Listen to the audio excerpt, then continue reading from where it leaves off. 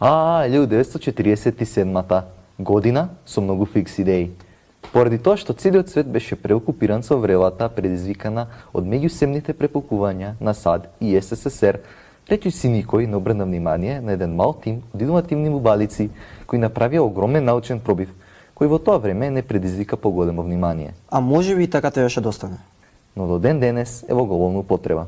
Секако, темата на ова видео е проблемот создаден токму од овој изум, пенливиот полистирен, подобро познат како стиропор. Светот од тогаш навистина си има изменето. СССР денес веќе не постои, а стиропорот, па тој на врвот на светот. Нема каде тој не се употребува.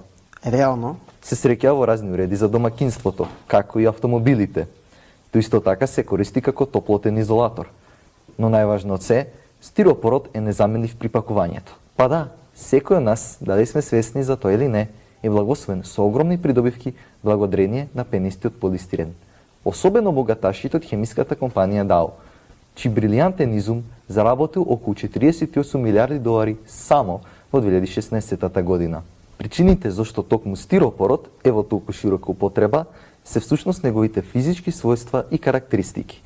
Стиропорот е термопластика, што значи дека лесно му се менува формата. Понатаму, тој е одличен термоизолатор. Пенистиот полистирен е неверојатно лесен и се покажа како незаменлив во амортизирање на потреси и удари.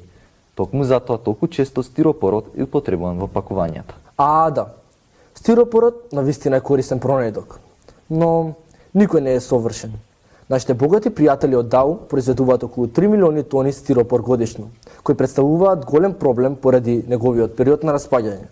А колку е тоа? 5 века. Ау! Но тоа не е се. Денес, околу 30% од ѓубривото кое може да се најде во светските депонии е стиропор. Ке мора да признаете, гледката и не е баш убава. Уверете се самите.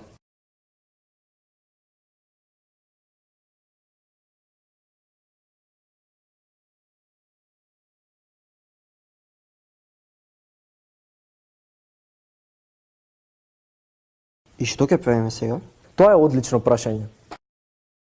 Колкав е навистина проблемот со стиропорот во Македонија и што правиме ние со и од него? Одговорот на ова прашање го побавивме од Ана од Министерство за животна средина.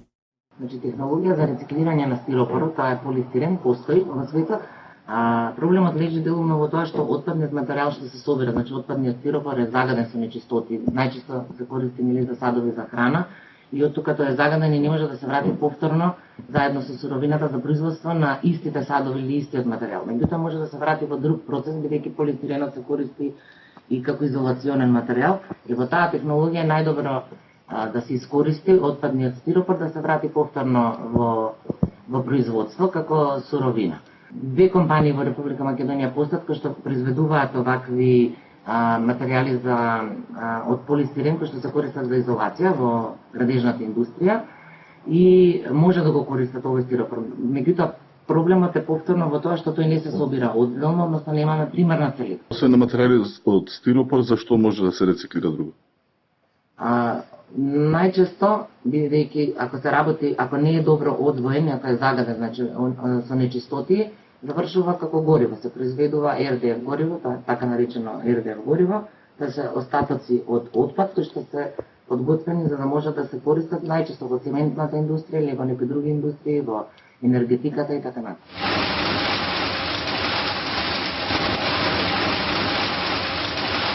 Владко Мишевски, менаџер во Усиепор вели: не откупуваме стиропор, го рециклираме 100% отпадниот стиропор што се создава во текот на производството. Проблемот со рециклирањето на стиропорот представува глобален проблем.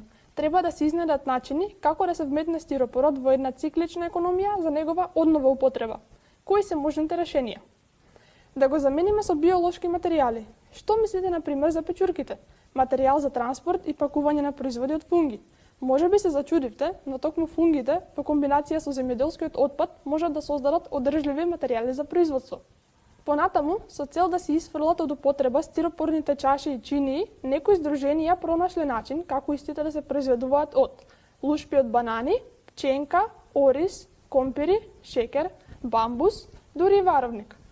Една од алтернативите за стиропорните чаши, кои се трошат секојдневно во кафулињата, се еко-френдли чашките од растителен желатин, кои може да се јадат и се исто така вегански. Можеби едно од најдобрите решенија е производството на биоразградлив стиропор од протеинот казин од млекото и глина. Тоа се покажало како извонреден метод за решавање на проблемот. Овој начин бил откриен сосем случајно, докажувајќи дека некои несреќи имаат среќни последици. За справување со веќе постоечкиот отпад постојат неколку можни алтернативи. За почеток, откриена е способноста на ларвите на месојадната буба да го разградуваат стиропорот во својот дигестивен систем, благодарение на присутните микроорганизми во истиот. Така, тие умеат да го претворат полистиренот во биоразградлив, што ги прави поуспешни од било која човечки развиена технологија. Друг ефикасен начин за редуцирање на количината стиропор е мешање на разробен полистирен со рафинирано масло од портокал, при што се добива неотровен лепак кој меѓу другото мириса фантастично. Една од најуспешните методи за едновремено решавање два глобални проблеми е дело на млад американец и неговиот тим. Тие успеваат да го намалат отпадот од стиропор, создавајќи од него активен јаглен кој се користи во филтрите за вода. На научниците им останува и понатаму да размислуваат за еколошки решенија, а истото можете да го сторите и вие за иднината и опстанокот на нашата планета.